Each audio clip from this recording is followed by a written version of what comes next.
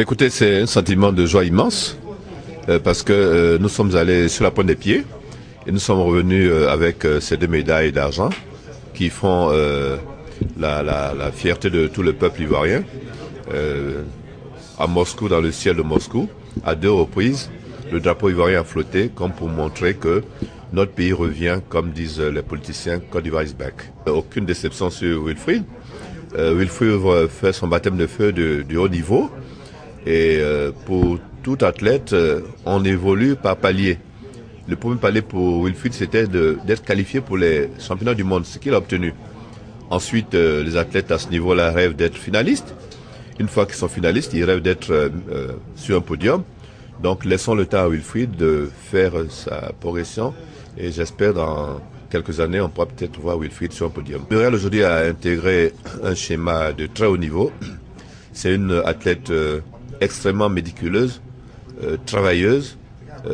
Elle fait d'énormes sacrifices. Elle travaille énormément pour arriver au niveau où elle est.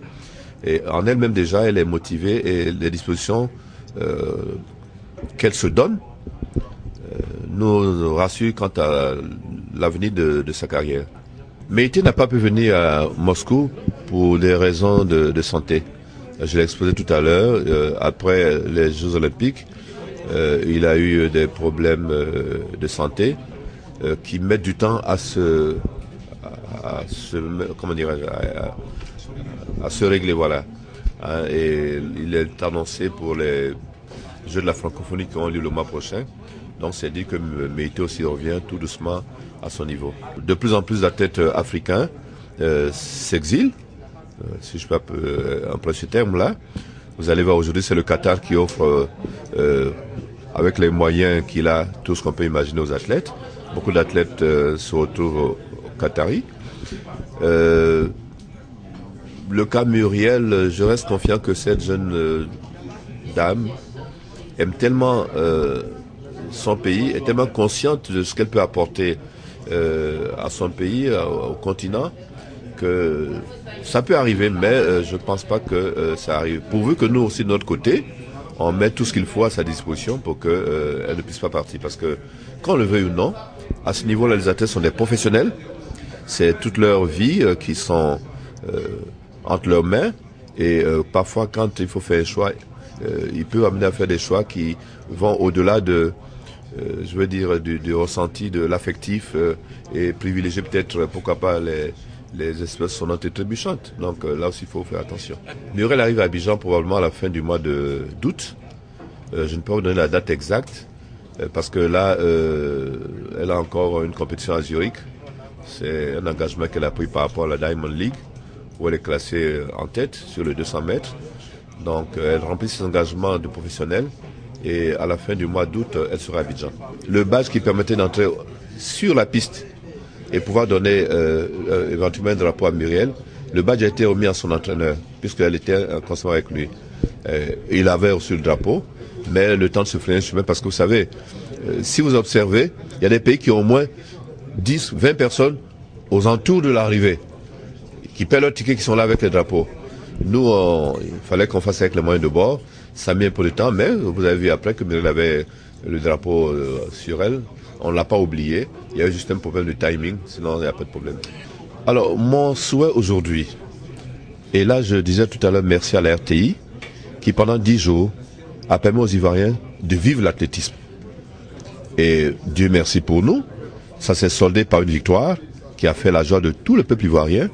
Nous attendons maintenant que dès lors que tout le monde sait que l'athlétisme aussi est une discipline qui peut apporter beaucoup de joie, de fierté aux Ivoiriens, qu'on prenne en compte nos besoins, qu'on nous mette les moyens à disposition.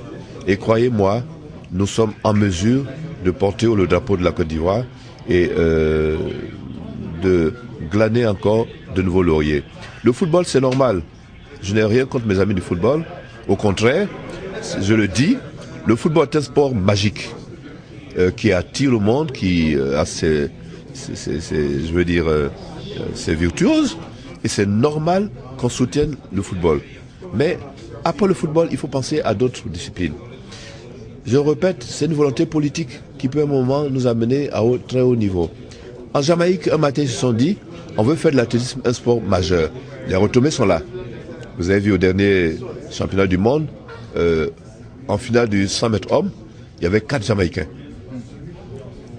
En finale, la Coupe de Dames, il n'y avait pas autant, mais il y avait encore des Jamaïcains, dont une qui a remporté la victoire. Je répète, et je demande vraiment, j'insiste, que les autorités un matin se disent, on veut que l'athlétisme soit un sport majeur, parce que c'est pas avec 25 millions par an de budget, avec des stades où il n'y a même pas de pistes, où il n'y a pas de matériel, ce n'est pas avec ça qu'on peut avoir des athlètes. Certains m'ont demandé pourquoi, à Moscou, il n'y a eu que des athlètes partis de l'extérieur du pays. Mais en fonction du niveau des compétitions, les athlètes vont aux compétitions auxquelles leur niveau de performance leur permet. Aujourd'hui en Côte d'Ivoire, malheureusement, on a un gros problème de moyens, d'équipement, d'infrastructures. Voilà ce qui nous freine. Sinon, les projets sont là, les ambitions sont là. J'ai parlé avec le ministre juste avant de venir à cette conférence.